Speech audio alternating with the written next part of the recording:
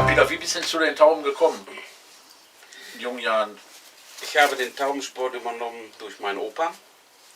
So bin ich zu den Tauben gekommen. Ich habe schon immer Spaß gehabt an Tauben. Und dann habe ich damals mal einen Zufluch gehabt.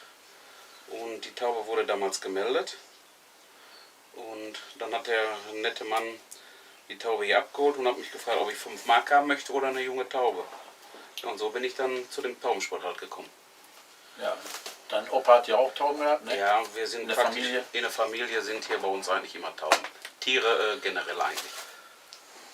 Ja, und hier war ja, sagen wir, das Ruhrgebiet. Und die Bergleute, die teilweise von Polen stammen, haben ja auch sehr viel Einfluss auf den Brieftaubensport hier gehabt. Auch auf den Fußball. Ne? Schalke war ja mehr polnisch als deutsch. Ja, und so ist hier, hatte sich hier vorm Krieg und nach dem Krieg der Taubensport etabliert. Richtig. Und ja, wir sind ja eher, sagen wir, er ist ja ganz jugendlich. Ich bin ja schon etwas älter Jugendlicher, aber gehöre auch noch zu den Jugendlichen. Ja, wie gesagt, hier in der Region ist der Taubensport in Deutschland, kann man sagen, auch mit einer, war das Geldspiel war wichtig, wurde sehr viel, um sehr viel Geld gespielt. Nicht die Preise haben früher gezählt, sondern überwiegend, wenn nun die erste Taube viel Geld drauf war, dann wurde darüber gesprochen.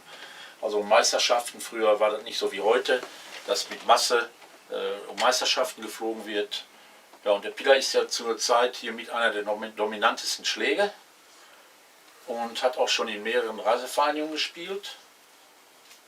Und ja, ich würde sagen, er hat überall dominiert durch seine Erfolge. Ne? Und ja, der überwiegende, sein Stamm ist überwiegend Meulemann.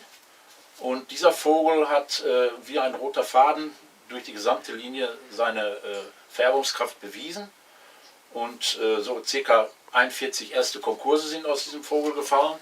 Da muss man erstmal eine gleichwertige Taube suchen hier in Deutschland, würde ich sagen. Ja, was soll man dazu weiter noch sagen? Vielleicht kannst du mal einmal einblenden hier den Vater von dem Vogel, das Bild hier. Hier. Das ist der Vater. Da sieht man diese schmierig blaue. Das war auch so, da fallen diese bunten raus und aus den bunten fallen wieder diese schmierig blauen raus. Ne? Ja, was treibt dich so an am Taubensport wieder? Ich bin sehr ehrgeizig im Brieftaubensport. Vor allen Dingen, wenn es um Meisterschaften geht. Man möchte natürlich immer erste Plätze gerne belegen. Aber es klappt natürlich auch nicht immer. Aber wenn man unter die ersten 3 spielt, dann meine ich, ist das schon über Jahre lang eine gute Leistung. Ja, und was man dann wichtig erwähnen muss, dass deine Familie dir in allen Belangen, beziehungsweise dass es bei euch Familiensport ist. Richtig. Ne? Onkel und seine Oma. Wir sind hier alle in den Taubensport sehr verbunden.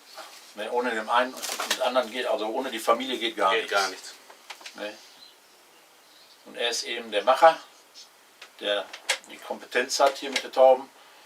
Und dann hat er noch einen Freund, der sich auch um die Tauben hier kümmert, um Zucht, Abstammung und so weiter. Hier wird auch gewissenhaft jede Taube im Stamm mit Stammbaum, sagen wir mal, computermäßig angelegt. Ne? Also hier jede Nummer ein Tipp, dann weiß man, wer wo raus ist. Ja, gewissenhaft ist hier also über Generationen die Stammbäume aufgeschrieben. Wer hier eine Taube kauft, der kann oder bekommt, der kann sicher sein, dass auch da raus ist.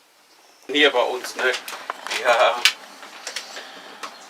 Ja, Peter, welche Methode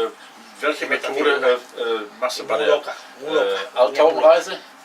Wann fängt bei dir der Sport, sagen wir mal, jetzt ist ja auslaufende Jahr, praktisch fängt ja bei dir schon das neue Jahr, jetzt Ende des Monats schon wieder an, ne? Ja, bei uns, wenn die Reise vorbei ist, dann geht es eigentlich weiter, dann werden die nächsten Planungen gemacht für die Zucht, wie das eigentlich so weiterläuft.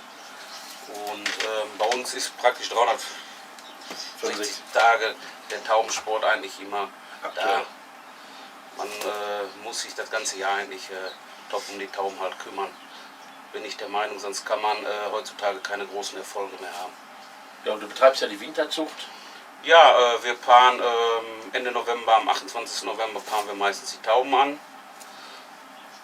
Dann züchten wir 2 Rutschenjunge für uns und danach ist für uns die Zucht abgeschlossen. Dann haben wir so circa 100 Junge bis 120 Junge für uns gezüchtet und die werden dann natürlich auch verdunkelt.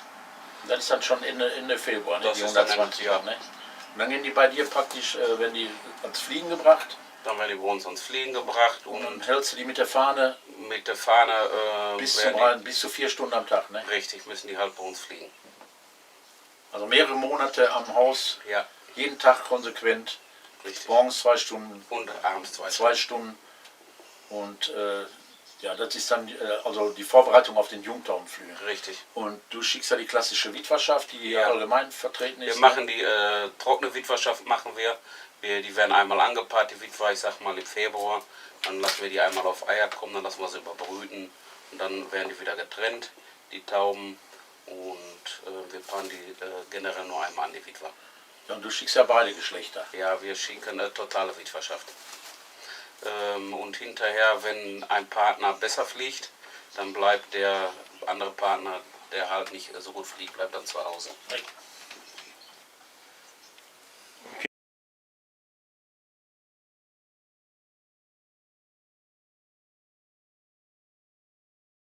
We love palomas.